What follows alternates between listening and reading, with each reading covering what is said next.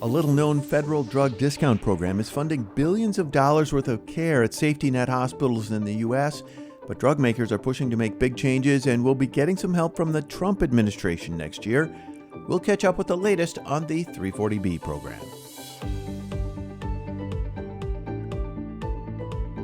This is Hospital Matters, a podcast from the Minnesota Hospital Association. We're having conversations about issues impacting hospitals, health systems, and patient care in Minnesota. I'm Tim Nelson. In this episode, we're talking with Justin Ott, a principal at SunRx, which is an endorsed business partner of the Minnesota Hospital Association. The company is a third-party administrator that handles data for the complex prescription drug transactions involved in the 340B program.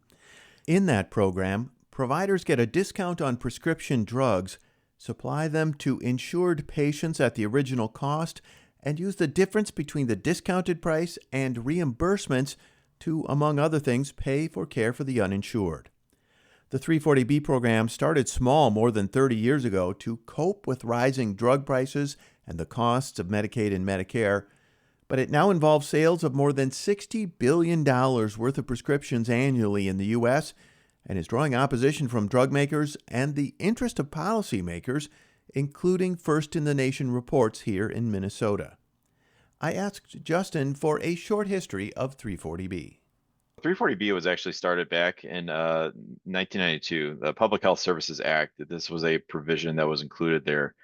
It was put in by the Bush administration, and it was, and I would say just about every administration starting in the 2010s has had a hand in kind of making changes to it. But it really started off with a very small subset of qualified participants.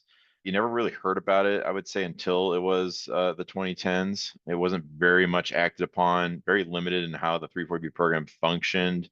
But it did start in 92, and it's been going on for over 33 years now, I think. So can I ask you what the impetus for it was? Why did they do it? What was the idea here? The writing was on the wall, I would say, with the rising cost of pharmaceuticals. And so they saw that there was a lot of these healthcare organizations back in the 90s were struggling to keep the doors open. They saw a pathway to kind of get some of the pricing down on some of these prescription medications. And so they took that opportunity there to kind of get this installed as a result of that. And then they just didn't really understand sort of how big it could get with how they put it together in 92. So it was kind of a small program until about 15 years ago, right? So in 2010, the Obama administration implemented the Affordable Care Act, and that was significant on the 340B front for two main reasons. So it opened the opportunity up for more hospitals and more clinics to participate in the program itself, which was significant. And then the second thing it did is that it allowed for the expansion to allow multiple contract pharmacies to participate in the program. So if you were a covered entity that was using a contract pharmacy, you can now use any number of contract pharmacies to support your program. You know, most people will hear a number followed by a letter and start thinking about tax forms or some other obscure federal regulation. Give me the basics about how this actually works. Up until the end of 2025, this is kind of how it works, right? The best analogy I like to give to describe this is actually through is through stores and basically grocery stores, right? Really, what 340B is doing is it's offering a discounted drug price to qualifying participants. Okay, so the way to look at it is that you're walking in the store, you see the price on the shelf there. What that shelf price actually is going to be what it's called the wholesale acquisition cost in the pharmaceutical world, right? That's the full price, no discounts. That's kind of what everybody sees sort of on that list price, right? But every week you go into the store and you see that like maybe that discounted like yellow cover temporary pricing slip on there, right? Maybe it's like 10-20% off. Usually that's what it is. Hopefully it's a little bit more than that. But that would be what we call our GPO price, or our group purchasing organization price. This is a contracted rate that a lot of hospitals have negotiated. And so that they're getting a little bit of a discount just by participating with these group purchasing organizations out there. But the 340B program, the way to look at it is there, this is kind of like you go into that store and it's sort of like the going out of business sale, right? And so the discounts there traditionally, and for the longest time, they were hovered around 50% or so. I would say the right now in 2025, they're kind of hovering a little bit between 35 and 40% off of that traditional sale price that they would have to pay. but regardless, it's a big enough sale for a lot of these providers to have to go in and try to get secure those savings. It can mean a lot of dollars for a lot of these tight organizations spending a lot on pharmaceuticals. So tell me a little bit about how 340B works. There's a discount for Yeah, hospitals, but they also get revenue from it. So yeah, how do you yeah, go from essentially using a coupon at the checkout to yeah. actually getting revenue? So in 340B, right, the patient will be seeing the providers at these qualified 340B locations, okay, and getting the prescriptions just like normal healthcare works, right? They'll take it to the pharmacy and they'll get their claim adjudicated at that pharmacy. They'll get their meds filled, all just like normal healthcare. Where the revenue in 340B comes in is that sale that happened at the pharmacy, right, where they filled that prescription. All of the revenues generated from that transaction are actually going to be basically split between that and the covered entity, which is the hospital or clinic in this example, right? And so they get the discounted drug price. And there is a dispensing fee to make sure that the contract pharmacy is made whole. And there's a whole reason, there has to be a reason for them to join this program. And so there is that element there. But that's essentially how the revenue comes into it, because that's all new revenue for the cover entity in that instance there. So talk to me a little bit about what happens to that revenue. I've seen, hospitals talking about supporting labor and delivery programs, supporting uninsured patients. So is this money earmarked or how does it flow back into the system? The intent of the 340B program is to stretch the scarce federal resources to the safety net providers like these covered entities that participate. Only safety net organizations can. And so right now, when the savings come over to these covered entities, they do have their own practices for how they actually redistribute those funds into their patient populations and into their programs. Now, a lot of them have charity care policies that they are following and abiding by. They also have the 501c3, mandates because they are all in the nonprofit sector. So they are doing a tremendous amount of charity care just through those channels as well. And I would say all 340B really is going to fund those particular pathways to delivering that type of care to their patients, essentially. Right now, HRSA doesn't have any strict rules on exactly what is done with the revenue, other than the fact that these organizations are in fact providing a lot of charitable care as it is, and it's really being used to offset a lot of that.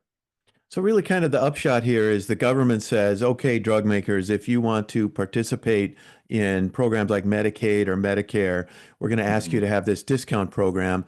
And Yeah. rather than taxpayers putting the money in to support Hmm. that, they're going to take the proceeds of that discount and supplement federal funding for instance, low income care or something like that.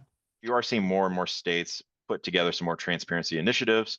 I believe Minnesota is actually one as well, right? Where you're just trying to record exactly where the savings are going. And I think that's all really a good thing, right? It's a net positive because, yeah, these are great things that are being done by these covered entities. And I think the world's just wanting to understand more about that. And that's definitely starting to happen state by state.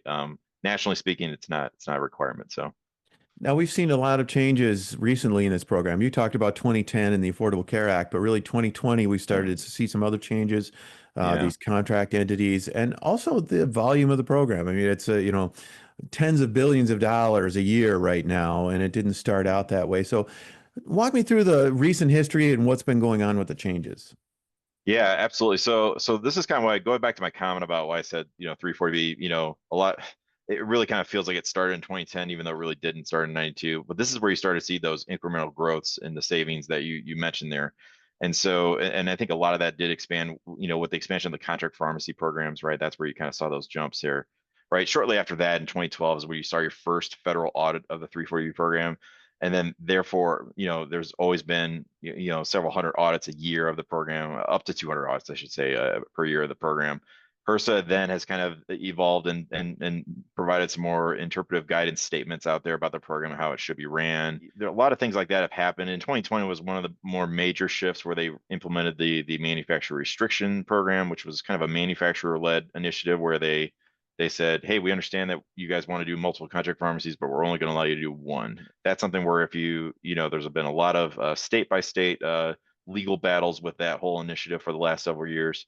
But a number of manufacturers only support 340B for one pharmacy today, and there's a lot of different nuances with that. But And that's kind of led all the way up to this date and time here, where in 2026 here, at the start of that, we're going to be having this our first ever rebate model with the 340B program. So that made a lot of headlines recently when Johnson & Johnson shifted from a upfront discount to the subsequent rebate model. Yeah. Tell me a little bit about that. Why did that start? What's going on with it?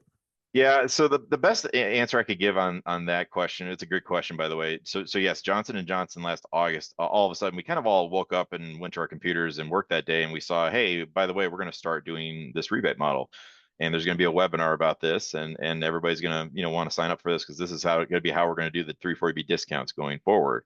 And it took everybody by surprise. However, we weren't super surprised because this is exactly how the manufacturer restriction started with Eli Lilly back in 2020, right? They kind of had a similar, we woke up, we went to our computers and we saw, hey, we're going to go ahead and just restrict it down to one pharmacy for our one drug Cialis. Similar concept here. Johnson kind of just put it out there. This is going to be how it works. And it was pretty quickly disrupted, right? And said, yeah, you really can't change that model that fast and that furiously. And then you saw a few other manufacturers shortly after that try to do the similar thing. It was very funny. Sanofi did the same exact thing, but they changed it from a rebate model to a credit model. They also got a similar result there to say, hey, hold on a second, we're not going to do this right now. But that kind of started the discussion of could we do a rebate model, and that's where a lot of the discussions at HRSA, the regulatory oversight of this 340B program kind of took that, and but that also led to a lot of court cases and just sort of legal challenges about could they actually implement a rebate model. Is it within their purview to do that sort of wide scale shift in this traditional program? So fast forward to this month when the Trump administration announced that everybody knows those IRA, the Inflation Reduction Mhm. Act, negotiated drugs that the Biden Mhm. administration rolled out. They rolled out a list of those that they're going Mhm. to formally try out a pilot of this Yeah. rebate program. So it's going to go forward with the federal government's blessing here. Tell me a little bit about that pilot program and how it's going to work. Yeah, so you're right. So the pilot program is going to be limited to just the specific drugs that are included in the IRA. All manufacturers were required to apply to be a participant in this pilot program. Starting on January 1, what'll happen is that all 340B pricing will be removed for their drugs on all 340B accounts across the nation for every covered entity. It'll be replaced with that WAC price, which we talked about, that list price of the store, right? And then we're gonna, and getting back to that store analogy, we're now going to be playing a totally different game in 340B.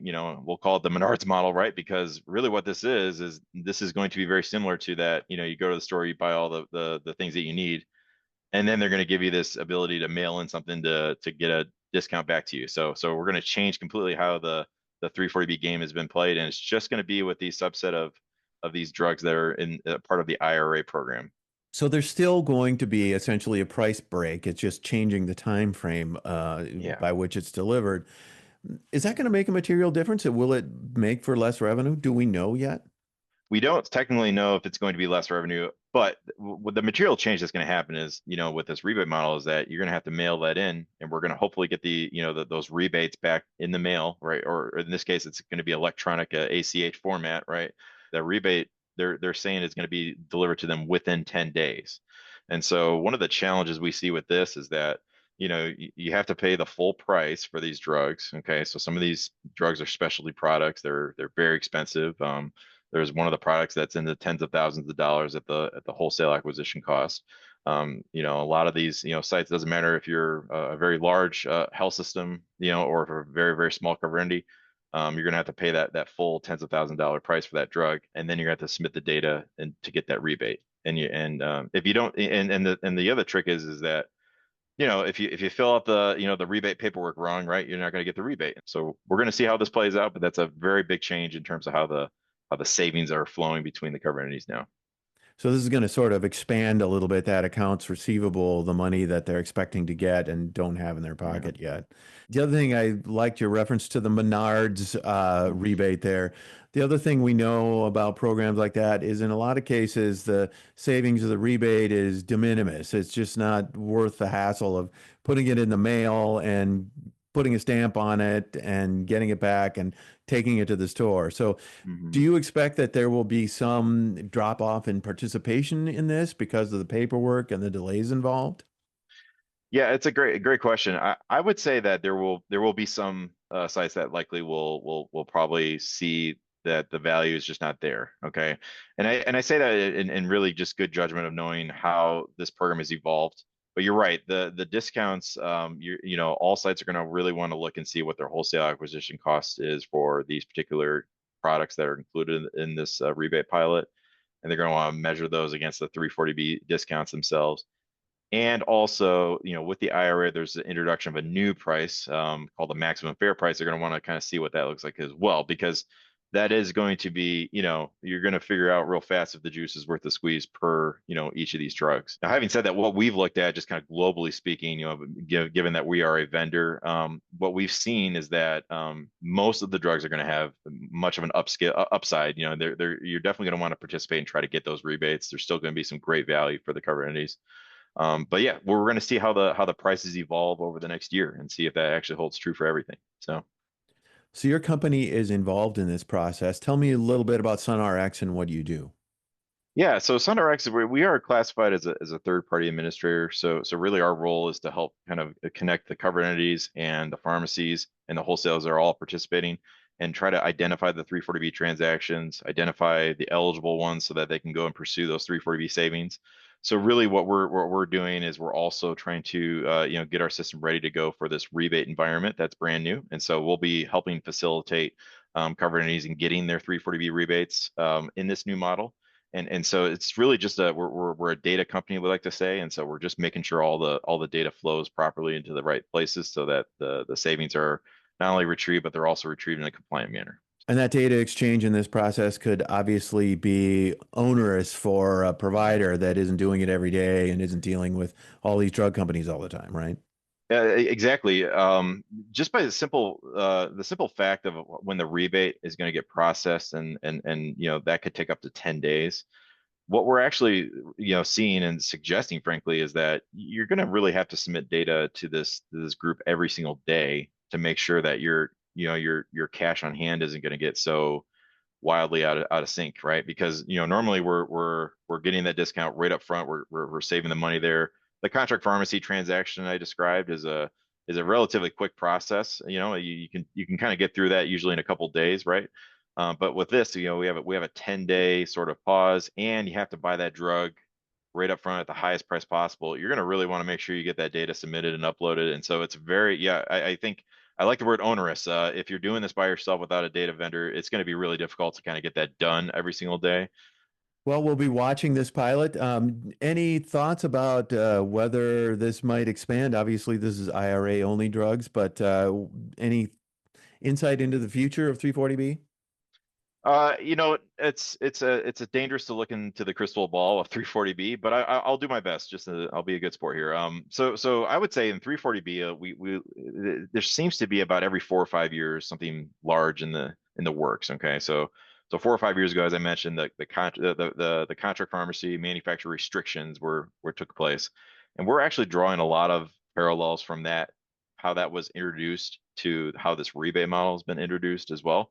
We kind of are using that to kind of gauge what's going to happen next and in the future. And so I think, with a pilot, while we're hoping that this actually is just a 1 year pilot, we also kind of feel like it's going to stay around for beyond the year. We don't know that for sure, but we will anxiously await HRSA's feedback on this pilot model. But we are basically just kind of telling our clients to plan for the worst, and we want to make sure that they have the ability to be supported. Whether this 340 program stays in the traditional model or it fully shifts to the rebate model in the future, which we think has a decent chance of doing.